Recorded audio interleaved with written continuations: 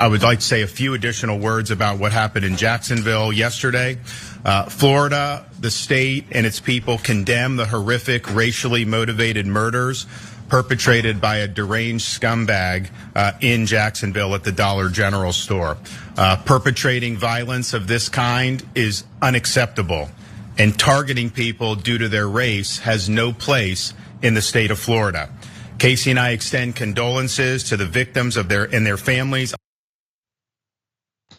Okay, thank you for saying that. And yet, from what I remember, you're also the governor who said that Florida is the place where woke goes to die. And what is woke, according to you, is learning about Black history. What is woke, according to you, is learning about LGBTQ plus history.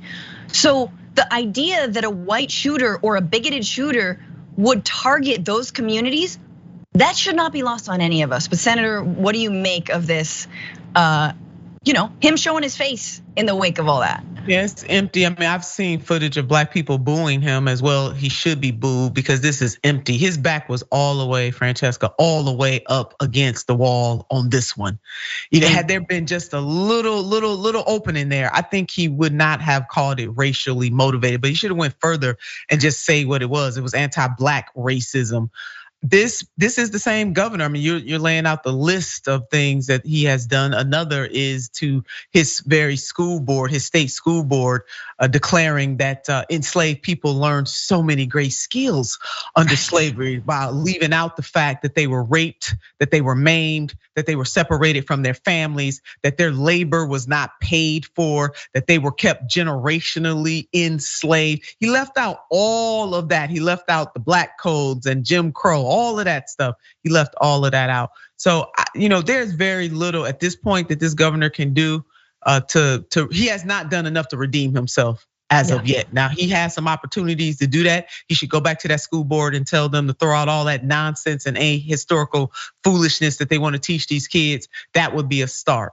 But the man is special in all kinds of ways, and they're not good ways. But Francesca, his back was all the way, and I mean all the way against the wall on this one. Yeah, I mean, look, for all of these mass shootings, we always come back to, chicken or the egg discussions. We don't know what this person was going through. We know they were racist. They believed in white supremacy. They have this Nazi symbol.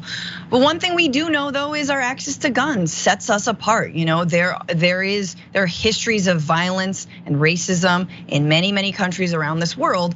The difference is our access to things like AR-15s is unrivaled. And speaking of another state that has its own issues, despite being a blue state, is California, right? So over the weekend, there was yet another mass shooting. This time it was in a biker bar last week in Orange County, perpetrated by a former police sergeant. The Orange County Sheriff's Department identified the gunman as John Snowling, a retired Ventura police sergeant. He was 59, he came to Cook's Corner. His target was his wife, who was a regular at the bar, and he fired on her and then began shooting randomly. And that meant he killed 3 people: Tanya Clark, 49, Glenn Sproul of Stanton, California, John Leahy of 67 of Irvine. They were all killed. And what was the motivation here? And I think we need to pay attention to what is always the motivation, right? It's either this bigotry, this racism, or like domestic violence. So among the wounded was Snowling's estranged wife, who he was targeting. He was trying to target her. Who was retired Sergeant Snowling's intended target. Officials say Marie Snowling, who filed for divorce in December of last year, sought to end their 3-decade-long union under California community property laws. Marie Snowling would have been in line for half of his pension accrued during the years of their marriage. Oh, she can't have that. Can't have that. So I just want to say, she actually survived. He missed. She's still alive. But I just want to say, like, people think we're crazy when we point out the obvious about who the victims of gun violence are 9 times out of 10. People of color, specifically Black Americans in racially motivated hate crimes like the one we saw in Jacksonville, but also women and people who have been on the receiving end of violence, for who knows, for decades. So I just want to lay that out there as well. Senator, any final thoughts? Yeah, I just want to go back to the Jacksonville and condolences to those families too, and the people who were in these bars. I mean, this frenzy, people thinking that guns are not the end all be all, but we do act like that in this country. Some people do. The Second Amendment, the people who like the NRA and others, they act like it's absolute, while they skip everything else about what should be absolute in this country, and that is the pursuit of life, liberty, and happiness.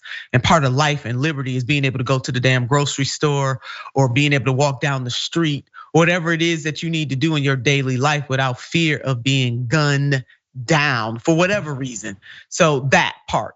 But going back to Jacksonville, for me, Francesca, that story is not just about access to guns. It's about hatred. Period. And I don't want, I think some people are going to just make this about guns and mental health. It was Brianna Joy Gray who put out a fantastic tweet, and she just said, and being sarcastic, but absolutely true, thanks to people who do have mental health challenges, who don't just pick up a gun and go gun down Black people.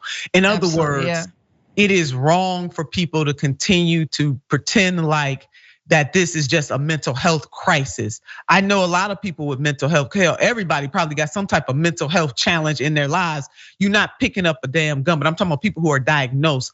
Oftentimes when there's gun violence, whether it's racially motivated or not, that is the first thing that people go to, especially when they want to absolve the gunman or woman, but most of the time it's a gunman, of their actions to say that they have some type of mental health condition. Maybe they do. However, we should not paint the broad brush of everybody with a mental health condition as gunning people down. That is not the reality here in America. Jacksonville was totally racially motivated, period.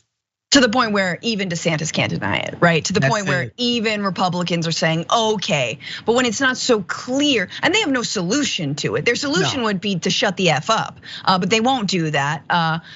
Put a fork in it, you're done, but they won't do that. So they at least say this, but when it is more random seeming, right? Then they just go mental illness. They're not gonna do anything about any of these things. We all know that. They're not gonna do anything about the racism that they spew. They're not gonna do anything about gun control. They're not gonna do anything about mental illness. So why are we even, I don't know. It's just sort of like a pick your poison thing. Hey, D, all of the above. But in this case, it goes back to absolutely the kinds of vitriol that are being spewed.